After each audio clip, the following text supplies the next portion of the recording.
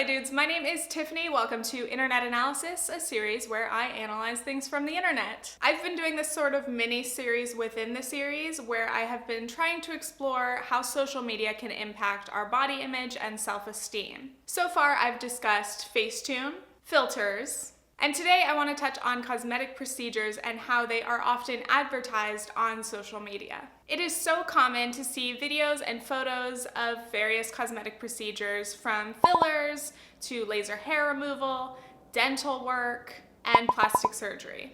Though social media platforms were designed for community, a place to share fun moments with friends, they've become a marketplace for advertisers to reach women seeking out that perfect look. Of course, if you're interested in these procedures and you're researching, watching other people's videos about their experiences can be very helpful. But I think that these videos and pictures, whether or not they're sponsored in any way, definitely promote these services. You may not at all be interested in a procedure or even know that it exists, but somehow you can stumble upon something and then suddenly you're knee-deep in before and after transformations wondering, is this worth it? Do I need this? So in my last video about filters, I used a clip from an episode of MTV True Life, and a few days later I got a message from someone who was in that episode asking if I would like to discuss this topic with them. This is Alana Arbucci, a 21-year-old YouTuber. Generally, she makes lifestyle content, and she's been very open about her experiences with cosmetic procedures. In fact, they're some of her most viewed videos. So in these videos, I usually take a topic I'm interested in, I want to research about, learn about,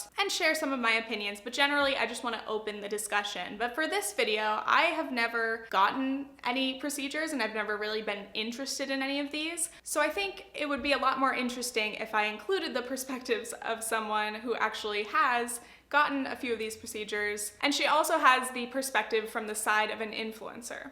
So I hope you guys don't mind this slight change in format and enjoy me being a somewhat awkward interviewer. So which procedures have you had done? So I've had a non-surgical nose job, a cheek filler, lip filler, and a breast augmentation. So in getting your procedures, were you generally kind of looking for a more natural look, or did you want something that was more obvious? Yeah, I definitely think with filler you can go overboard, but I was definitely trying to make it look natural, which I think I achieved, because looking at me, I don't think you would be like, huh, she's had things done. Yeah, even with my boobs, I wanted to just look like I was wearing a push-up bra. I didn't want to look crazy. And right. I feel like it's a pretty natural look. I don't know. Give us a big thumbs up. Yeah, what do you guys think? Do you think her boobs look natural? So I've seen that sometimes influencers can get services in exchange for making a video, and you were telling me that that's been your experience somewhat? Yeah, so the first thing I did, the non-surgical, I paid for. After I did that video, I actually asked them if I could film it and post it for my channel, because I thought, oh, this would be interesting. So they were like, oh my god, yeah, we really appreciate that, because, you know, it's advertisement for their company. So then they offered a complimentary treatment. They gave me a few options. I chose to do my lips because that was something I was always curious about, and I was like, why not try it? From then on, it's been do a video, do a treatment, you know. Just as with any other product or service, people want to make money. And obviously influencer marketing is huge right now. I think that it's extremely successful. So now we're seeing a lot of medical spas or specific doctors or nurses approaching influencers and creating this kind of exchange. We'll give you a service if you make a video about it, or post something on Instagram about it. Of course, we don't know the full specifics of the business deals, but you could get anything from a partial payment to fully covered, perhaps get commission for people that you refer for a service, or of course, people could be getting paid in addition to getting free services. Another related thing that I find really interesting is just the fact that there are so many cosmetic doctors who advertise themselves on Instagram, which makes sense because almost any professional or business needs an Instagram. You need to promote yourself. To work in this industry in Beverly Hills, it's 100% essential to be on social media. But I just think it's like a fascinating concept, especially when you see that the doctor's own appearance is part of their brand. Like a good-looking doctor can attract more clients because people trust you more. I got you, girl. Okay. It'll look good. I know you got me, girl. I was telling Joanna, I was like, you gotta go to someone who looks good, you know what I'm saying? Because if they don't look good, then I'm not gonna look good. Anyway, back to the interview. I think that in general, like plastic surgery and cosmetic procedures are kind of things that people sometimes want to hide or not be 100% honest about. We see that a lot with like celebrities or other influencers. Like, People don't usually want to come out and say like, hey, I got my face done or I got this done. Yeah. Do you think that if you hadn't been doing these things for videos, that you would have been as open about it still? If you had paid for it yourself, would you still want to be like talking about it as openly? Yeah. As long as I have a channel, even if I am paying for something, I want to tell people about it. Because even in college, we had a class where we were talking about celebrities and when they get things done. We were talking about how they kind of have a responsibility to be honest, even though a lot of them aren't. I feel like I have to be honest because I don't want anyone to look at me and be like, why can't I look like that, you know? Even though I don't think I've really done anything that it's not like attainable. Like some people have this size boobs, some people have a straight nose. Do you know what I mean? Or even people could make their own assumptions, be like, oh, she clearly got her nose job, or she got this and that, and you can go, actually, it's just filler, blah, blah, blah. Yeah. I guess it is good to kind of set the story, especially as like somewhat of an internet figure, you know? If you tell people about it first, then yeah, you don't have to hide it. That can be spread about, There are no rumors. And yeah, if it's something that you don't even consider to be a big deal, why would you want to go about hiding it? Yeah. I think that a lot of the reason why people do hide it is because once you tell someone that you don't actually look like that and that anyone could look like that if they have this surgery, it takes kind of the power away from it. Because people look up to all these people like, oh my God, this is their body and they're just so gorgeous. But if you're like, it's just surgery. It levels the playing field for everyone. Like, I mean, yeah, people want to know. Honest, if it's a combination of, you know, surgery or different procedures plus money or like, you know, and maybe some editing, like then people are like, okay, well now I can understand. And I don't feel so bad about myself. Yeah. Can I just say the worst thing about filming a video like this with someone is that the whole time I thought that I looked like the girls from Girl Defined, like, yeah, totally, So, I apologize. Don't forget, these procedures are pricey. These are the average costs of fillers, Botox, laser hair removal, and other common cosmetic procedures. The real kicker here is that you don't just pay the one-time fee. These are services that you have to maintain. So every few months to a year, you'll probably have to go back and get the service redone. So I think when it comes to these procedures, like obviously affordability is a big issue because to me it seems like these procedures can almost be like a sign of wealth, especially when you're on Instagram and you see like influencers who have like, you know, they have the Instagram lips. I don't want to call them that, but like it's almost like a status symbol. Yeah. So I think that like you have to consider the fact that there are people who can't afford these procedures and the people who do can almost like, I don't know, it's almost like wearing expensive designer clothing. Like you get to wear like a symbol of wealth like on your body or on your face. I think I lost my train of thought while I was asking this question, but basically I was just thinking, like in my most pessimistic view of this, I was just thinking about the concept, like because of money, obviously it creates like a chasm, like a true palpable physical difference between people. With the difference in wealth and accessibility to these kind of procedures that keep people looking young, looking flawless, perfect skin. It's like when we look at celebrities and we're like, how does JLo look good at her age? And it's like, money. If you hadn't gotten these procedures in exchange for a video, like would you have been able to afford them and would you have wanted them? I don't think that I would have gotten them if they weren't complimentary because I've never like looked in the mirror and be like, I want lip filler and I'm gonna pay $750. Like it's never been something that I wanted so desperately that I would actually pay that much money. Especially that price. Yeah. I mean it's crazy and you're paying for something that's gonna last a few months. Like the nose was something that I think it was like 2 years for my birthday present. Like that's what I did, you know? I don't know if I would have kept doing it every single year, $850, now $1,500. Like I don't know, I would have just been like whatever, it is what it is. Your videos did really well, like in terms of views. So like what's your experience been with like those types of videos? My most viewed video is about my skincare, how I don't wash my face. And that's how I found her channel, like literally months ago. Those are not like the main focus of my channel, and I don't want that to be the main focus of me or, you know, what I represent.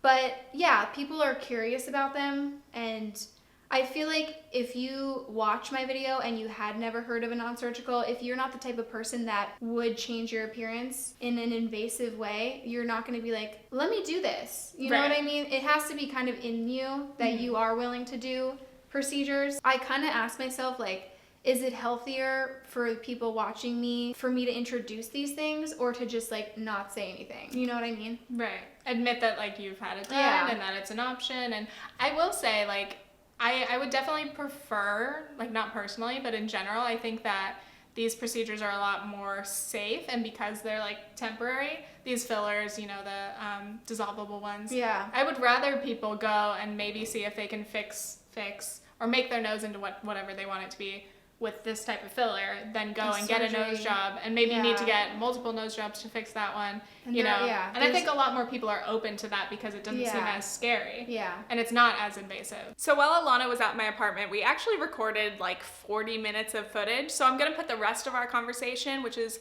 casual and chatty, on my vlog channel if any of you are interested in hearing the whole thing. So now I want to take a step back because this video has kind of become a mind fuck for me in the past few weeks. Usually it only takes me like a week to research, film, and edit these videos. But this one, I just kept going back and forth and getting kind of confused about what I wanted it to be about. Originally, I was going to discuss actual plastic surgery, but in my research, I became a lot more interested in these less invasive cosmetic procedures, as well as the fact that plastic surgery is getting less popular. People are getting less of those procedures, and these cosmetic, less invasive procedures are rising in popularity. So obviously it's clear that a lot of people are kind of trading that more permanent invasive method for this temporary and less risky kind of procedure. But anyway, I think a lot of you wanted to know my perspective on plastic surgery, wanted to know the tea, and I've tried to figure out what I think about this. Is it good or is it bad? But I have the curse of looking at both sides of the issue, which I think is a good thing, but it makes it a little bit hard to be decisive in something like this. I don't think that these procedures are all good or all bad. I think they are both often. Of course, my personal opinion is different, as in would I personally be interested in these procedures? Or am I for them or against them? I don't think I really have much to say though, because I haven't tried them. I haven't been interested in them, but who's to say in the future that I won't be? Maybe I will. Maybe I'll love them. Who knows? I get so lost in my own thoughts. Basically, in talking with Alana and watching quite a few videos of people's experiences with different procedures on YouTube and stuff, I've come to the realization that this isn't so much about the actual physical elements, as cliche as it sounds, but it's really about confidence and self-esteem. So people may get these services because they want to look a little bit better, but it should be known that getting any of these procedures or even getting extreme plastic surgeries definitely are not guaranteed to fix any self-esteem issues or insecurities that anyone has. If you have major insecurities or deep self-esteem issues, those will only take time and work to heal. No procedure is ever going to fix that. But on the other hand, there are instances where people do get a rather simple procedure that actually can make a huge difference in their life and be life-changing. I realize that kind of sounds like it contradicts what I just said, but I think there's a difference between being insecure about one feature, something that's changeable, and just generally being insecure in yourself and your body overall. Because again, something small can be fixed, and maybe that would make a person completely 100% confident, and then somebody else who is just completely insecure could literally look perfect, but that insecurity would still be there. So I feel like that's the difference. I feel like self-esteem and body image are obviously so complicated and so deeply personal that who would I be to say that just everyone should never get a procedure because you're better off natural? I can't be the one to say that. None of us could say that and know that that's true for everyone. Who am I to say that someone shouldn't get a procedure that will help them be a little bit more confident and a little bit happier in their life? Anyway, on a final note, my last thoughts about cosmetic procedures are that I don't think this is just a trend. Yes, trends influence which procedures people get and what type of like style procedure they want. You know, the lips. Currently, a certain type of lip may be popular, but that may go away in the future or change. Any of these are malleable. Cosmetic procedures, just like anything else in the general beauty realm, skincare, all of the things that we do to maintain or help our appearances, they're popular. They're gonna stick around. And these cosmetic procedures may contribute to or be part of the beauty standards of any given time. But again, that's something else that's not gonna change. And it's just one small cog in the machine of all the elements that come together to influence what we think we should look like, or the insecurities we have, or even the confidence that we have. Getting a cosmetic procedure probably won't change your life, but if you can afford it and you've done your research, go ahead. Injectables have become so common, and in their mind it's a very easy thing to have done. I think they're kind of comparing it to, say, a hair salon appointment or getting a facial, and it's really not the same thing. It's a medical procedure and it needs to be treated that way. All I know is I've been researching and thinking about and reading about and mulling over and filming these videos and editing them and refilming them for so long that I just can't think about this topic anymore. So I hope you guys enjoyed this little mini series about self-esteem and social media and body image and some of the things that we do to change or manipulate our appearance in real life or online. I'm gonna continue with the internet analysis videos, but my next videos are going to be about very different topics, so stay tuned. If you liked this video, please subscribe. I think we're somewhere near 160,000 subscribers, which is absolutely incredible. So thank you guys so much for watching. And if you would like to follow me on Instagram for some mediocre pics, you can go there. Also, we made a video for Alana's channel about a completely different topic. We were basically discussing what it's like to take time off of college or not go to college and how there are so many different things that you could do with your life. So if you'd like to watch that, check out her channel. That is all. Okay, thanks, bye.